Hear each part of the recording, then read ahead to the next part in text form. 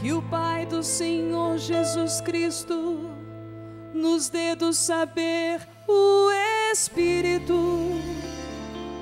Conheçamos assim a esperança, a qual nos chamou como herança. Aleluia, aleluia, aleluia, aleluia, aleluia,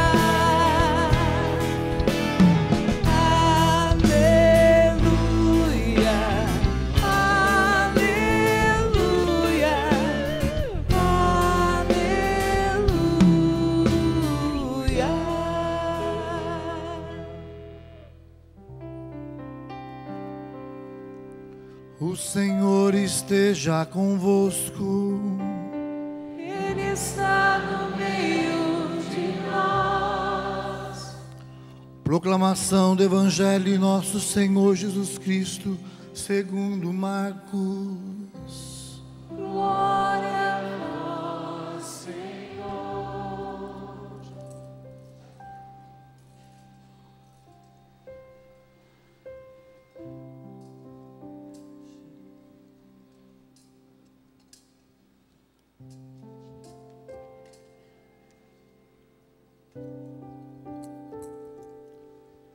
Naquele tempo, quando Jesus saiu a caminhar, veio alguém correndo, ajoelhou-se diante dele e perguntou: Bom mestre, que devo fazer para ganhar a vida eterna? Jesus disse: Por que me chamas de bom? Só Deus é bom e mais ninguém. Tu conheces os mandamentos: não matarás, não cometerás adultério, não roubarás, não levantarás falso testemunho, não prejudicarás ninguém, honra teu pai e tua mãe. E ele respondeu: Mestre, tudo isso tenho observado desde a minha juventude. Jesus olhou para ele com amor e disse: Só uma coisa te falta. Vai, vende tudo que tens e dá aos pobres, terás um tesouro no céu. Depois vem e segue-me. Mas quando ele ouviu isso, ficou abatido e foi embora cheio de tristeza, porque era muito rico. Jesus então olhou ao redor e disse aos discípulos: Como é difícil para os ricos entrar no reino de Deus. Os discípulos se admiravam com essas palavras, mas ele disse de novo: Meus filhos, como é difícil entrar no reino de Deus. É mais fácil um camelo passar pelo buraco de uma agulha do que um rico entrar no reino de Deus. Eles ficaram muito espantados ao ouvir isso e perguntavam uns aos outros: Então, quem pode ser salvo? Jesus olhou para eles e disse: Para os homens isso é impossível, mas não para Deus. Para Deus tudo é possível. Pedro então começou a dizer-lhe: Eis que nós deixamos tudo e te seguimos. Respondeu Jesus: Em verdade vos digo, quem tiver deixado casa, irmãos e irmãs, mãe, pai, filhos, campos, por causa de mim e do Evangelho, receberá 100 vezes mais agora, durante esta vida. Casa, irmãos, irmãs, mães, filhos e campos, com perseguições, e no mundo futuro, a vida eterna. Palavra da salvação. Glória a vós, Senhor.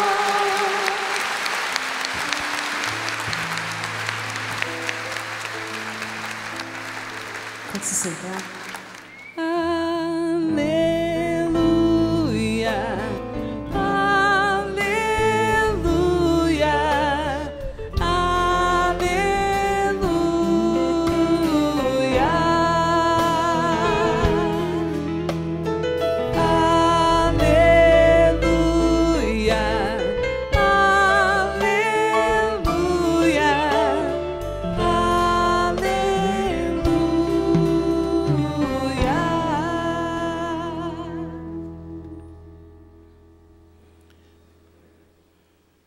Alguém chegou para Jesus e perguntou: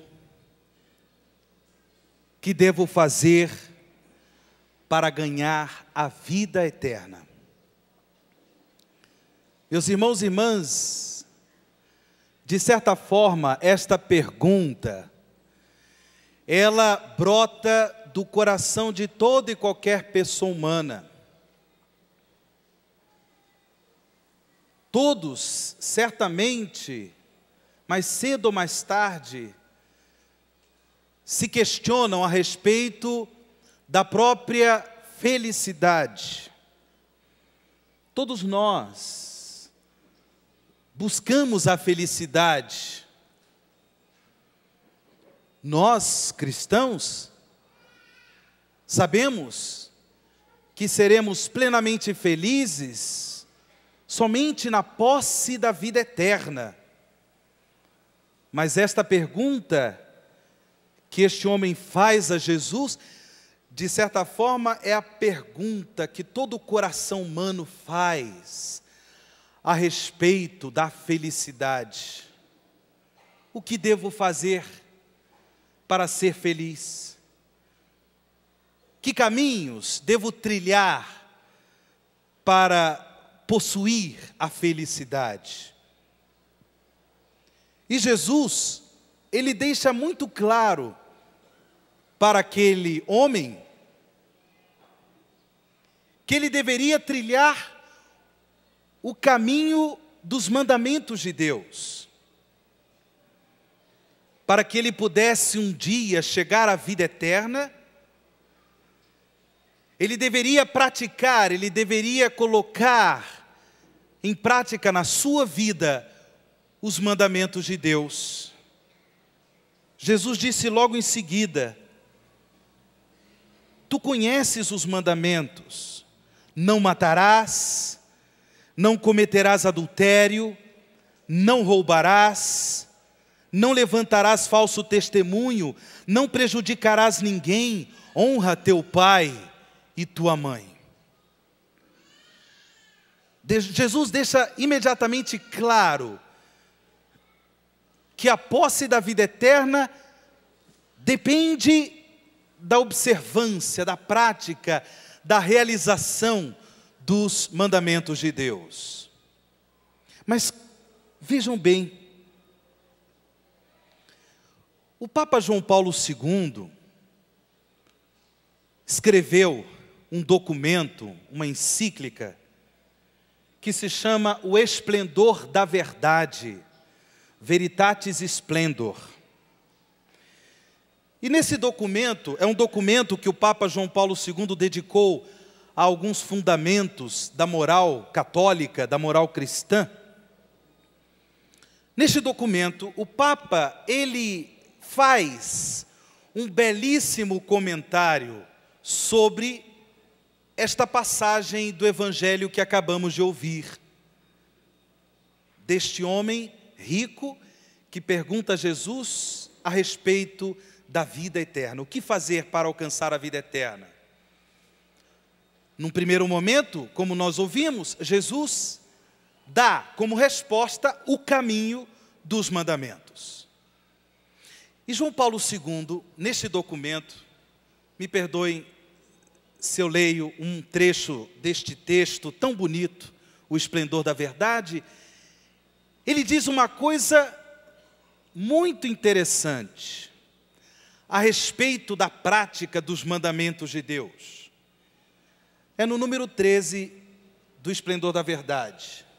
Diz João Paulo II: os mandamentos representam a condição básica para o amor ao próximo.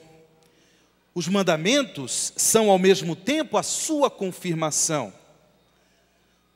Os mandamentos constituem, preste atenção, a primeira etapa necessária no caminho para a liberdade.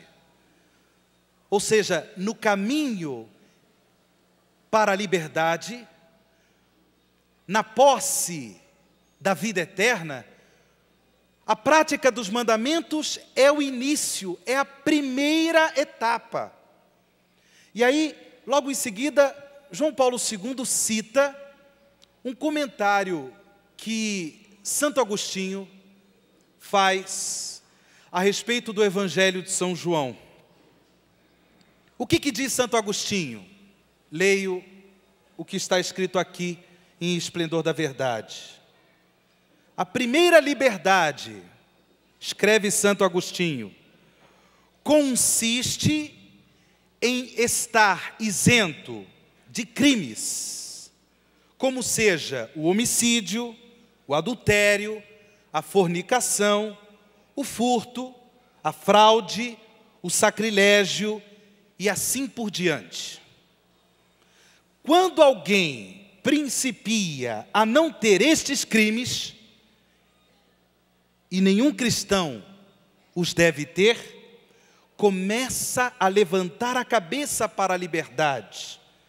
Mas isto é apenas o início da liberdade, e não a liberdade perfeita.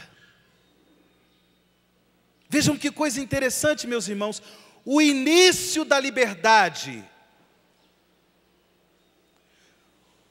o início de você começar a possuir a vida eterna, é buscar, e somente com a graça de Deus, estar isento de todos esses crimes, ou seja, a prática dos mandamentos de Deus. Que crimes são esses? O homicídio, o adultério, a fornicação, o furto, a fraude, o engano, o sacrilégio e assim por diante. Olha o que Santo Agostinho diz, preste atenção. Quando alguém principia a não ter estes crimes, aí essa pessoa começa a levantar a cabeça para a liberdade. Mas isto é apenas o início da liberdade, e não ainda a liberdade perfeita. A prática dos mandamentos de Deus, sem dúvida alguma, a prática desses mandamentos já é direcionar a vida, já é direcionar os passos da vida para a posse da vida eterna, mas é o começo. É o começo da liberdade e não a verdadeira, a perfeita liberdade. Santo Agostinho deixou bem claro, quem pratica os mandamentos já começa a experimentar a beleza da liberdade cristã, mas é ainda o início. Acho que o negócio está feio para nós, hein, minha gente? Ou não? Está feio não para nós? É ainda o início. Não é à toa que o homem do Evangelho que perguntou a Jesus o que ele deveria fazer para alcançar, para obter a vida eterna, imediatamente, após a resposta que Jesus dá, citando os mandamentos, o que esse homem disse imediatamente para Jesus? Acredito eu que este homem foi muito sincero ao dizer para Jesus: Mestre, tudo isso tenho observado desde a minha juventude. Uma tremenda coragem, mas acredito eu que este homem foi sincero ao dizer para Jesus: olha Jesus, desde a minha juventude, eu não tenho adulterado, não tenho roubado, eu não matei ninguém, eu não desejei a mulher do próximo, eu não levantei falso testemunho. Aquele homem apresenta a verdade da sua vida, a verdade do seu coração. Senhor, eu tenho observado os mandamentos de Deus. Mas vejam, ele apresenta esta realidade, por quê? Porque aquele homem percebe na sua consciência que a prática dos mandamentos de Deus não bastava, não era suficiente. A prática dos mandamentos, a prática da lei de Deus, ainda deixava aquele homem insatisfeito. É aquilo que Santo Agostinho disse. O camarada que pratica os mandamentos de Deus, ele começa a levantar a cabeça para a liberdade, mas ainda não toma posse da perfeita liberdade. E aí, meus irmãos, Jesus, que é a palavra encarnada, como disse o autor da carta aos Hebreus, que nós ouvimos na segunda leitura, Jesus que é esta palavra de Deus viva, eficaz, uma palavra que é mais cortante do que qualquer espada de dois gumes, justamente porque Jesus é esta palavra que penetra até dividir a alma e o espírito, articulações e medulas, justamente porque é uma palavra que julga os pensamentos e as intenções do coração. Jesus, ele olhou para aquele homem e olhou com um olhar de profundo amor. Neste olhar de profundo amor, Jesus esquadrinha. Jesus, ele faz um raio-x do coração daquele homem. Vai lá ao encontro da insatisfação do coração daquele homem, que muito provavelmente praticava com radicalidade os mandamentos de Deus, mas que percebia que isso não bastava para que ele realmente experimentasse o gozo da vida eterna. Jesus, esta palavra, o olha profundamente, o olha com amor, e disse o que para aquele homem? Só uma coisa te falta. Vai, vende tudo o que tens e dá aos pobres, e terás um tesouro no céu. Depois vem e, não ouvi, vem e, depois vem e segue-me.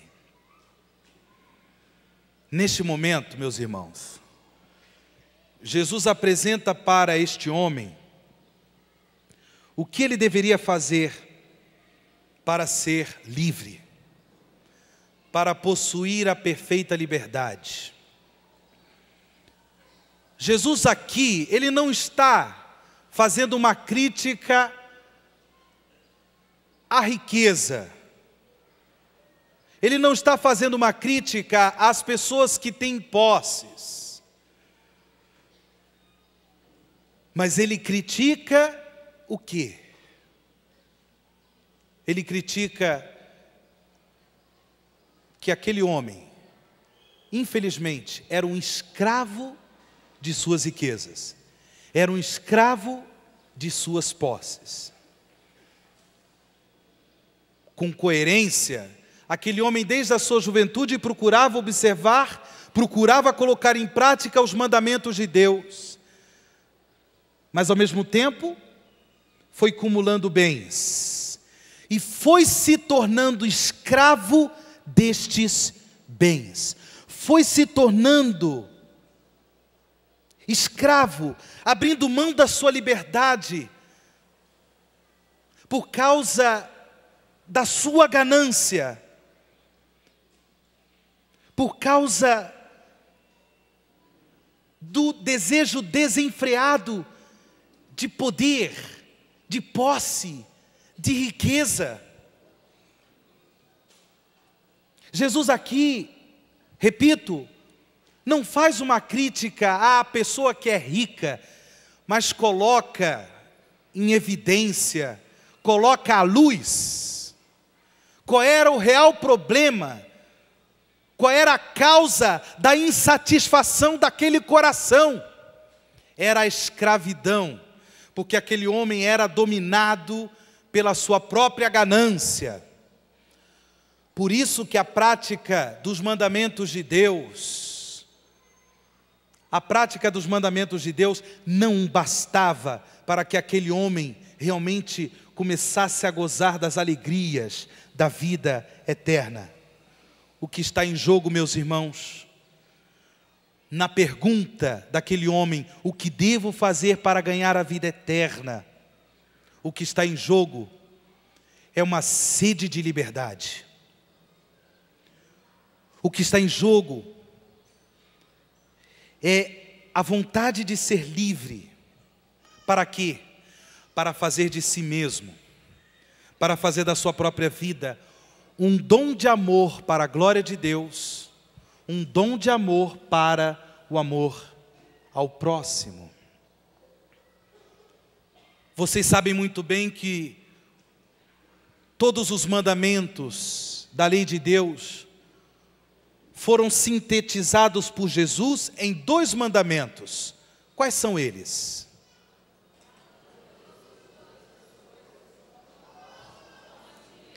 Amar a Deus sobre... Jesus, ele sintetiza, ele resume todos os mandamentos da lei de Deus nesses 2 mandamentos. O amor a Deus e o amor ao próximo. Para que eu possa amar, isso significa fazer de mim mesmo um dom para o bem dos outros. Para que eu possa amar a Deus, é preciso que eu faça da minha vida um dom para a glória de Deus, fazendo ao mesmo tempo da minha vida um dom para o bem do próximo. Por isso, vejam bem, eu não posso dar aquilo que eu não possuo, que eu não tenho. Tem uma senhora aqui na frente com a bolsa aqui, né? No pescoço. Está aqui no pescoço. Se eu peço para ela aquela bolsa, ela pode me dar porque é dela. Porque ela possui aquela bolsa. E ela pode me dar. Não é verdade?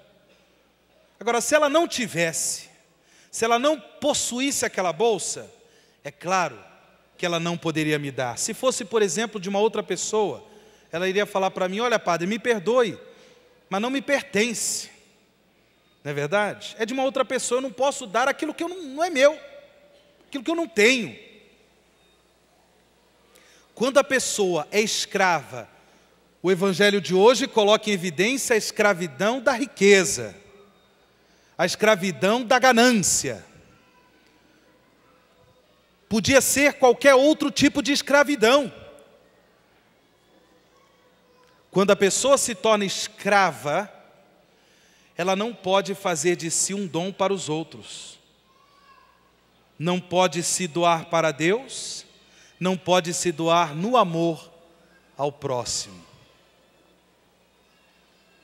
É por isso que Jesus sintetiza todos os mandamentos da lei de Deus no mandamento do amor, porque ao mesmo tempo, o caminho de nós nos libertarmos de toda e qualquer escravidão é o caminho do amor.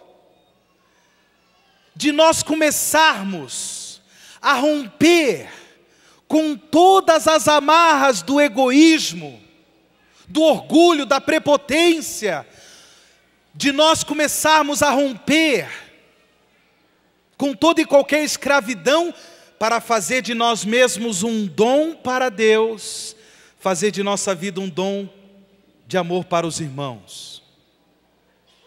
Por isso, o caminho do amor é o caminho que nos conduz à liberdade perfeita. Aquele homem, pobre coitado do Evangelho, foi embora muito triste, foi embora desconsolado. Por quê? Porque, como disse São Marcos no Evangelho, porque ele possuía muitas riquezas. Porque aquele homem era muito rico. Jesus imediatamente diz para os seus discípulos: como é difícil para os ricos entrar no reino de Deus. Fazer parte do reino de Deus, orientar a vida, orientar a própria caminhada para a eternidade em Deus, significa, irmãos e irmãs, assumir os valores do reino de Deus, encarnar na própria vida os valores do reino de Deus, para que nós possamos comungar Deus, viver em comunhão com Deus e em comunhão de amor com os nossos irmãos e irmãs. É preciso encarnar alguns valores, os valores do reino de Deus. Eu pergunto para vocês, que valor, além do amor que nós falamos, que valor nós devemos encarnar na nossa vida? Que valores são os valores do reino que nós devemos colocar em prática? Cita aí um valor. O quê? Um valor do reino de Deus. Jesus ensina tanto. Buscar em primeiro lugar o reino de Deus e a sua... Não entendi, a sua... a justiça é um valor do reino de Deus?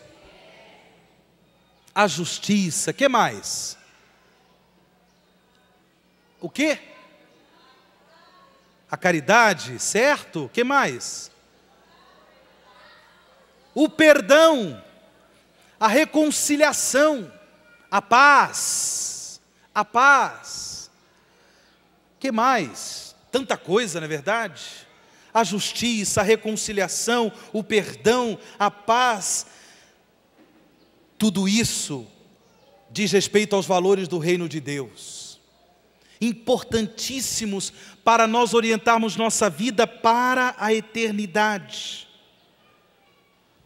No Evangelho de hoje, Jesus, ele, portanto, propõe uma hierarquia de valores. Isso aqui é muito importante. Uma hierarquia de valores.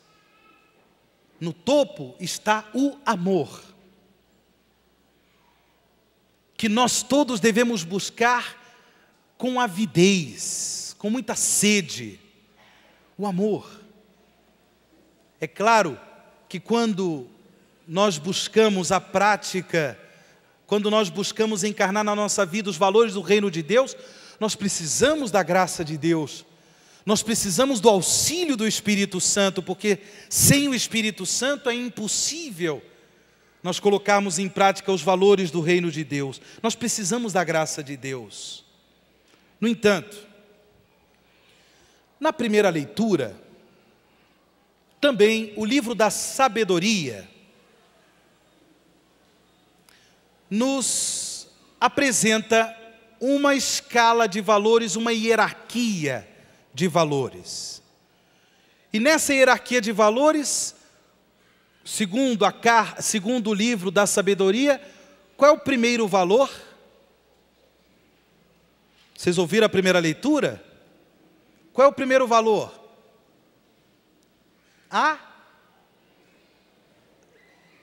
Cada um de uma vez, eu não estou entendendo, vocês estão falando tudo ao mesmo tempo, eu não estou entendendo, cada um de uma vez. A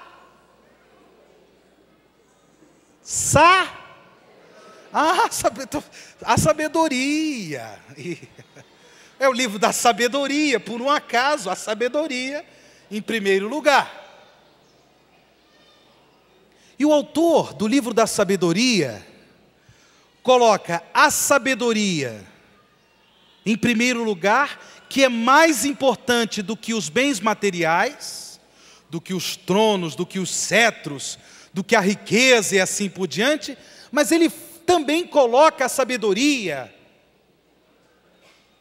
como um valor mais importante do que os bens físicos.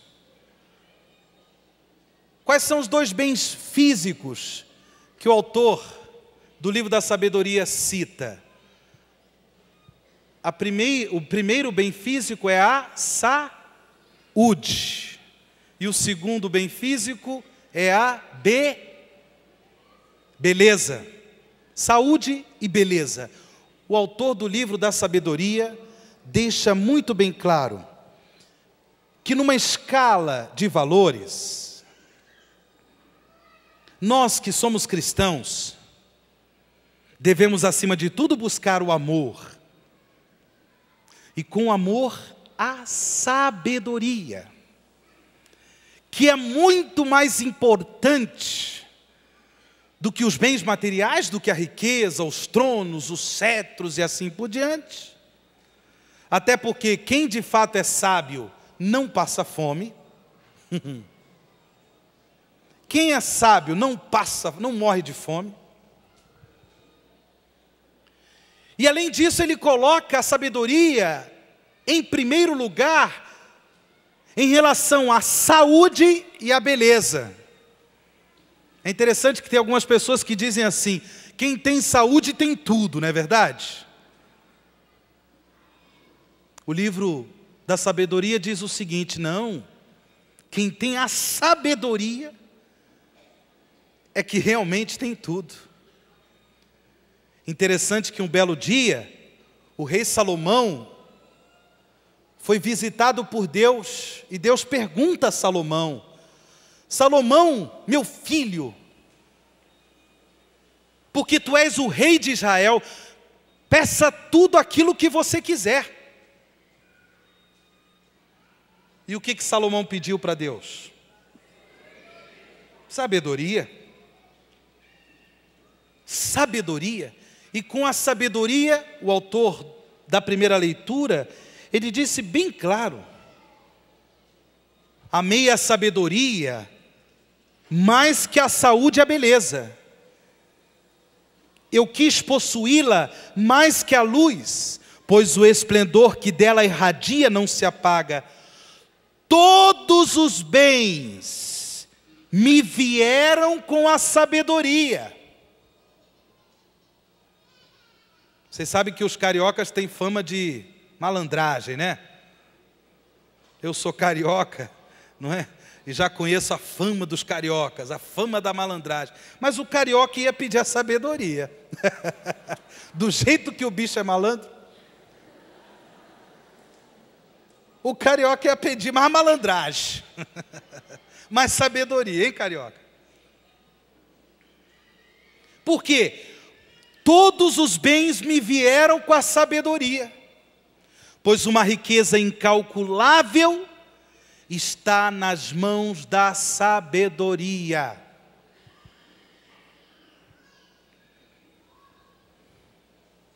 Por amor de Deus, meu irmão, por amor de Deus, minha irmã, se você quer ser feliz, se você quer orientar a sua vida para a eternidade em Deus, se você realmente sonha em possuir a eternidade em Deus, possuir a vida eterna, se você quer no aqui e agora da sua existência encarnar os valores do reino de Deus, busque o amor, busque a sabedoria.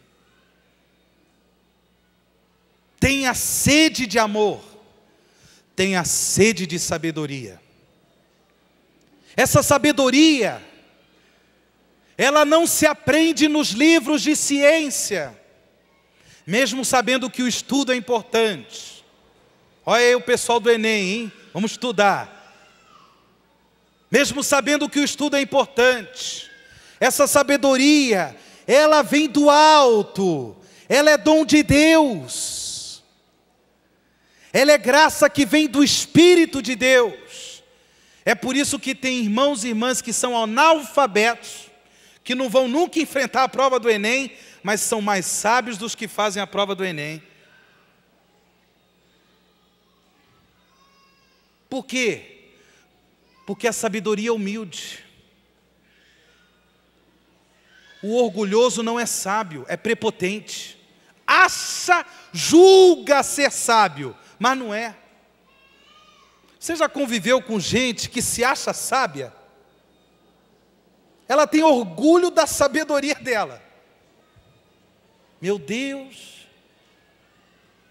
A sabedoria humilde, a sabedoria dom do alto, a sabedoria se realiza inclusive na vida, e sobretudo na vida dos simples, dos humildes. Por isso que pessoas analfabetas são mais sábias que os doutores do mundo.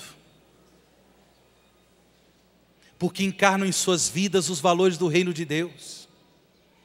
Porque vivem a sabedoria não para o próprio orgulho, não para o próprio envaidecimento, mas vivem a sabedoria como oportunidade, como graça de Deus para fazer da sua vida um dom para o bem dos outros e não para o seu próprio bem. Porque a verdadeira felicidade consiste em fazer os outros felizes e não o interesse pela própria felicidade, porque eu tenho direito a ser feliz. Se você quer ser feliz, se você quer lutar pelo seu direito de felicidade, então faça os outros felizes. Esqueça de você. Rompa o seu coração com orgulho. Rompa o seu coração com egoísmo.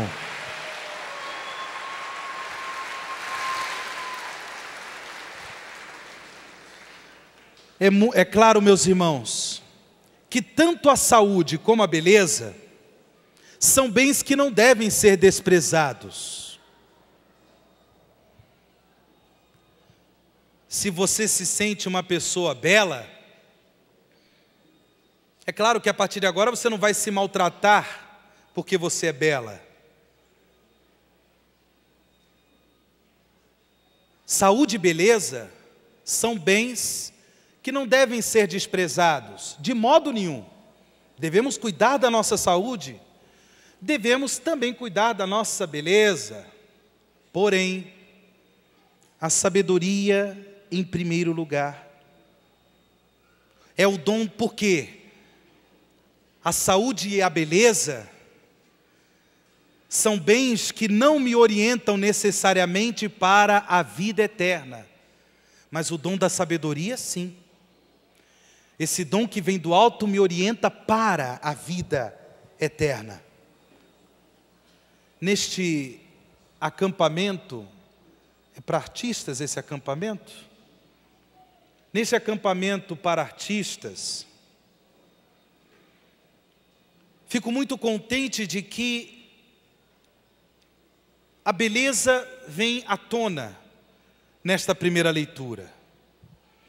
Porque vocês sabem muito bem, vocês que são artistas, sabem muito bem, que existe entre a arte e o belo, e a beleza, o belo, entre a arte e o belo, existe uma relação muito estreita. Pelo menos deveria existir. Porque tem alguns artistas que, pelo amor de Deus, o mau gosto bateu ali, o camarada entrou umas 2, 3 vezes. Ele entrou na fila umas 2, 3 vezes para pegar o mau gosto, mas tudo bem. Gosto não se discute, não é verdade? Se lamenta. Mas existe uma relação muito estreita entre arte e beleza. Arte e o belo. Mas o autor de toda e qualquer beleza é o próprio Deus. Deus é a beleza por excelência. Deus é o belo por excelência. Mas ao mesmo tempo, Deus não é somente o belo por excelência, mas Deus é o sumo bem. Em Deus, meus irmãos, o belo e o bem se coincidem. Deus é o belo por excelência, Deus é o sumo bem. Em Deus, o belo e o bem se coincidem, se identificam perfeitamente. Deus, Ele é belo porque é bom. E ao mesmo tempo, a beleza de Deus se manifesta exatamente na sua bondade. Meus irmãos, o bem exerce uma força atrativa. O bem atrai. Por isso é que em Deus o belo e o bem se identificam, se coincidem. A autêntica beleza atrai, não a beleza passageira. Mesmo sabendo que uma beleza passageira nos causa uma certa atração, mas a beleza verdadeira, autêntica, perfeita, ela nos seduz, ela nos atrai profundamente. Mas por quê? Porque ela está profundamente atrelada com o bem. Com o bem. E aí nós percebemos o valor daquela beleza, o valor daquela arte que manifesta o belo. Porque aquela arte, ao mesmo tempo, manifesta bondade. Para exemplificar muito bem o que eu estou falando, o Papa João Paulo II, dentre tantos documentos que ele escreveu um documento para artistas. Eu não sei se durante este acampamento citar esse documento, mas eu faço o favor de citá-lo, porque um artista católico, um artista cristão, deve ler esse documento de João Paulo II, a Carta para os Artistas. E no número 3 deste documento, João Paulo II coloca uma citação de um filósofo muito famoso, um filósofo grego, Platão. Já ouviram falar de Platão? Platão não é um prato grande não, viu? Um pratão, é Platão. Não é um pratão, um prato grande. Platão, um filósofo grego. João Paulo II cita o filósofo grego, Platão, dizendo o seguinte: escreve Platão: a força do bem refugiou-se na natureza do belo. Olha que lindo. A força do bem refugiou-se, ou seja, escondeu-se, manifestou-se na natureza do belo. Deus é belo, Deus é bom. Diga comigo, Deus é belo, Deus é bom. A natureza do bem, diz Platão, e é João Paulo II que o cita, a força do bem refugiou-se na natureza do belo. Com isso, João Paulo II deixa claro, citando Platão, que existe uma relação estreita entre estética, beleza, belo, e ética, o bem. Olha aí, os filósofos. Existe uma relação estreita entre estética, o belo, e ética, o bem. João Paulo II, ainda desculpa citar aqui o documento, a Carta para os Artistas, ele cita um literário, também muito famoso, Dostoiévski, que disse o seguinte: a beleza salvará o mundo. Dostoiévski, esse grande literário, diz: a beleza salvará o mundo. Diga forte comigo: a beleza salvará o mundo. João Paulo II, ao citar Dostoiévski, coloca muito claro: é importante que o mundo contemple as obras artísticas e nelas a beleza, para que o mundo seja curado do desespero. A beleza salvará o mundo. Diz Dostoiévski, a beleza salvará o mundo. É por isso, justamente porque a beleza salvará o mundo, meus irmãos, artistas, a nossa arte deve estar a serviço do bem. O artista sábio, o artista que se compromete com os valores do reino de Deus, é aquele que faz da sua arte um serviço para o bem. Uma beleza que se manifesta na bondade do artista. Ética e estética. O bem e o belo em Deus se coincidem. Um artista cristão, um artista católico, deve sim suplicar o dom da sabedoria, para que a sua arte, feita com sabedoria, manifeste sim a beleza que salvará o mundo, manifeste sim a beleza que libertará o coração humano do desespero, mas seja também, ao mesmo tempo, manifestação da bondade de Deus, presente no coração do artista.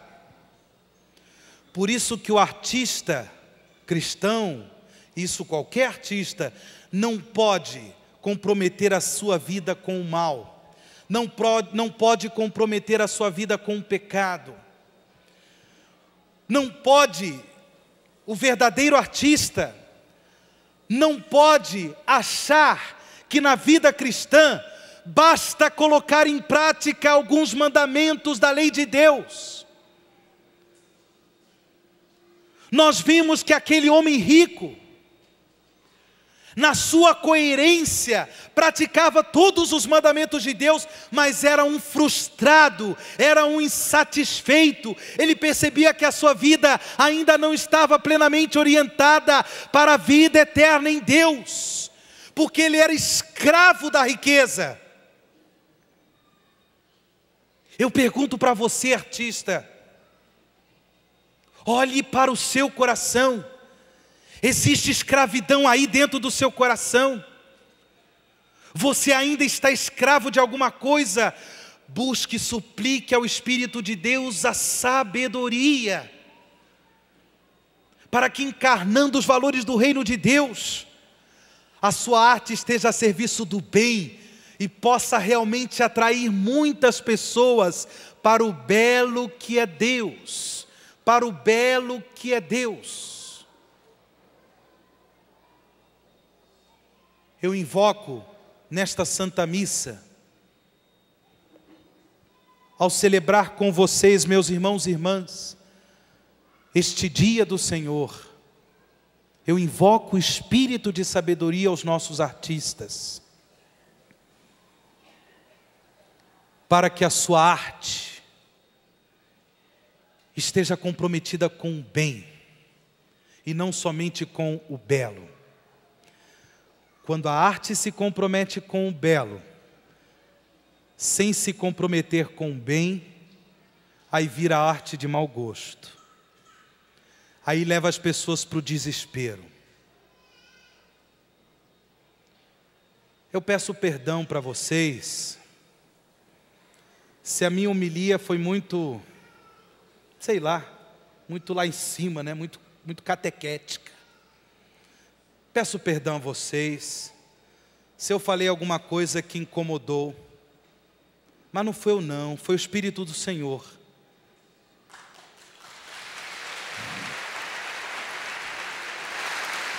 É Ele que incomoda o coração do artista, é o Espírito do Senhor que provoca o artista para se comprometer com o belo, e ao mesmo tempo para se comprometer com o bem. Vamos ficar de pé? Padre. Muito obrigada, porque nós artistas precisamos de homilias catequéticas. Obrigado. Muito obrigada.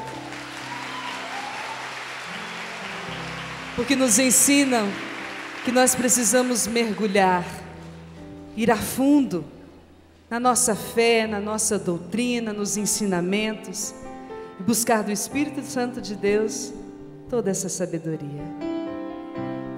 Quero mergulhar nas profundezas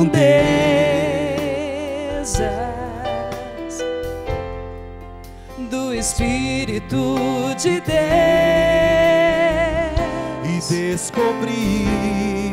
e descobrir suas riquezas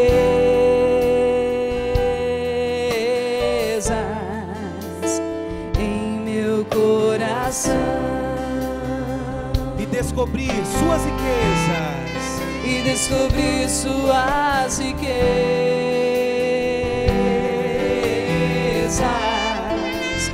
em meu coração. Do começo, abrindo os braços, quero mergulhar com força.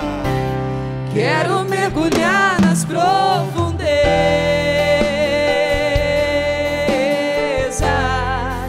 do Espírito de Deus.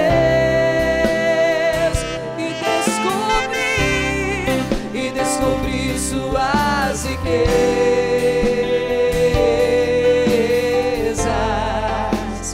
em meu coração e descobrir suas riquezas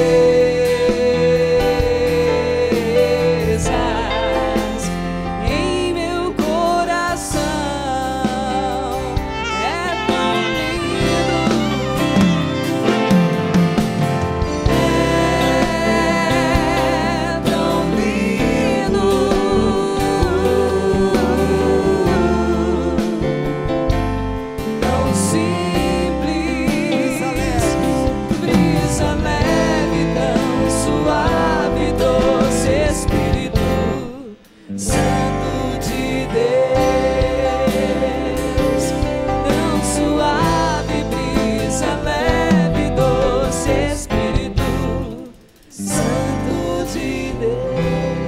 E eu, Senhor, imponho as minhas mãos sobre esses meus irmãos e irmãs, e invoco sobre todos, principalmente os artistas, esses homens e mulheres que se colocam a serviço do vosso reino, ó Pai. Eu invoco sobre eles o espírito de sabedoria, e neste mesmo espírito, Senhor, a libertação de toda a escravidão, a libertação da escravidão do mal, a libertação, Senhor, da escravidão do pecado, a libertação da escravidão da vaidade, da ganância, do orgulho, da prepotência, para que, conduzidos pelo Espírito de sabedoria, coloquem a sua arte, mas sobretudo, Senhor, coloquem suas vidas a serviço da beleza, a serviço da bondade, a serviço do belo e do bem. Vai pedindo, solte a sua voz, meu irmão, minha irmã, solte a sua voz em oração, e peça agora as graças de Deus para você. Peça agora as manifestações das maravilhas de Deus em sua vida. Peça agora ao Senhor a libertação do seu coração, que verdadeiramente você seja um artista novo, homem novo, mulher nova, renovado, renovada no espírito de sabedoria, aquele que nos faz concretizar em nossas vidas os valores do reino de Deus. Sim, obrigado, Senhor. Obrigado, Pai amado, porque em nome de Jesus derramas em nossos corações, derramastes em nossos corações o espírito de sabedoria. Nós podemos dizer como isso é lindo, Senhor, como isso é belo, porque fomos ungidos pelo Espírito do Senhor. Amém, Senhor. Amém. Aleluia, Senhor. Aleluia. Glória, Senhor. Glória. Amém. Amém, meu Deus. Amém. É tão lindo. Cantemos juntos.